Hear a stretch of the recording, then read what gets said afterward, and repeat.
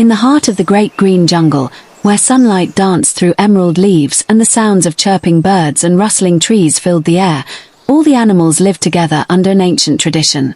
Every 10 years, the jungle would choose a new leader, a creature brave and wise enough to wear the jungle crown and guide them through peace and danger alike.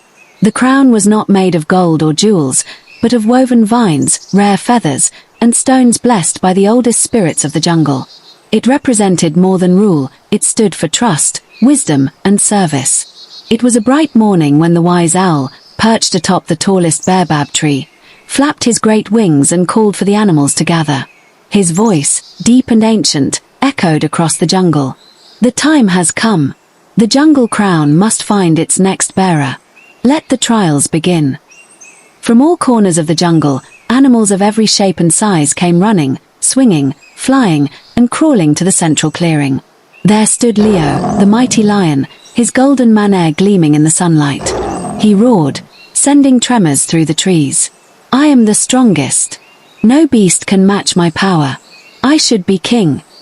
Beside him, Zizi the monkey flipped and danced across branches, grinning widely. Strength. Bah!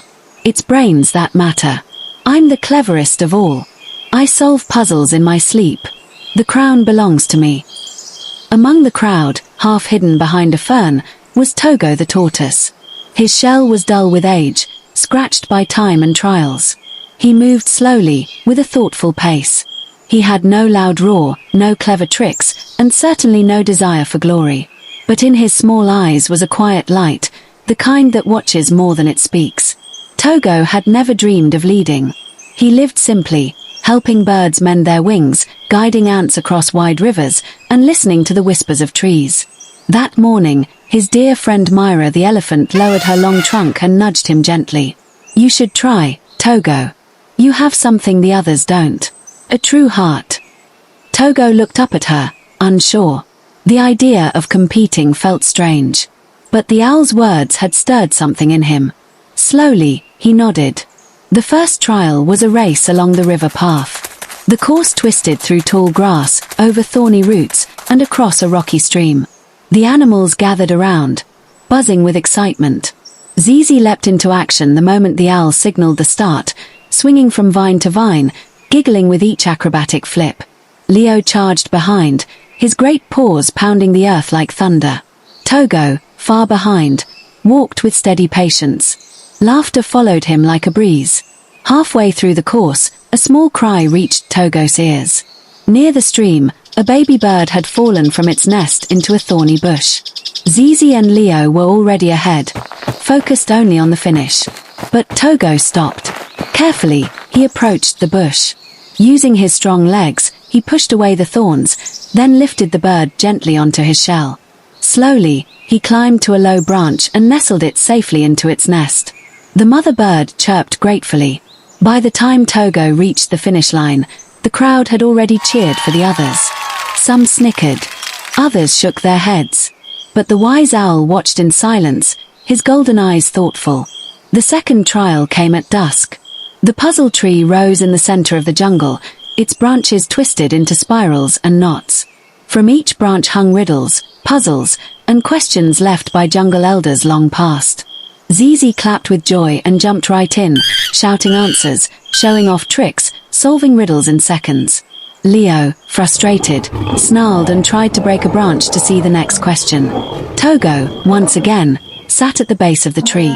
He read every word slowly. He thought deeply. He pondered what the riddles meant, not just how to answer them. Hours passed. Most animals lost interest. But Togo remained.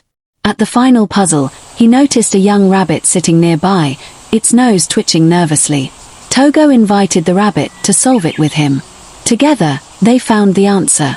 Togo smiled, and the rabbit's eyes sparkled with pride.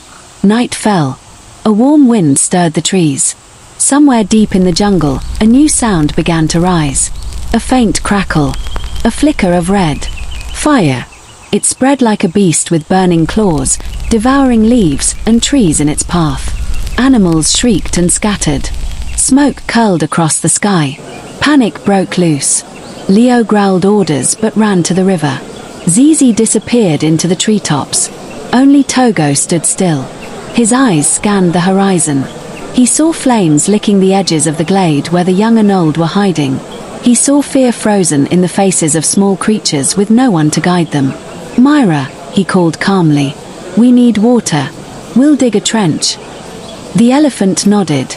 Togo began to dig, slow but determined. Birds flew overhead, dropping leaves soaked with dew. Snakes slithered through underbrush to guide animals out. Togo helped a limping deer, carried a young mole on his back, and stayed behind until the last cub was safe. The fire met the trench, hissed, and stopped. Smoke rose, but the jungle stood. At dawn, soot marked the trees and silence hung heavy. The animals gathered again, not by command but by gratitude. The wise owl stepped forward. "Last night," he said solemnly, "was the final trial. The mystery we cannot plan.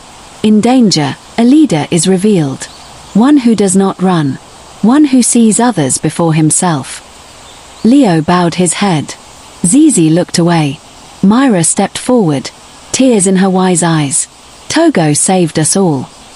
The owl opened his wings wide and placed the jungle crown gently on Togo's head. Gasps filled the clearing. "But I'm just a tortoise," Togo whispered, overwhelmed. The owl nodded. "Yes, you are.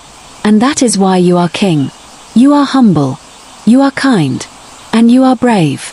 You do not seek the crown, but the crown finds those worthy." And so, under Togo's gentle reign, the jungle flourished. He taught the young that strength is not in speed, but in stillness. He showed the old that every step, however slow, leaves a mark.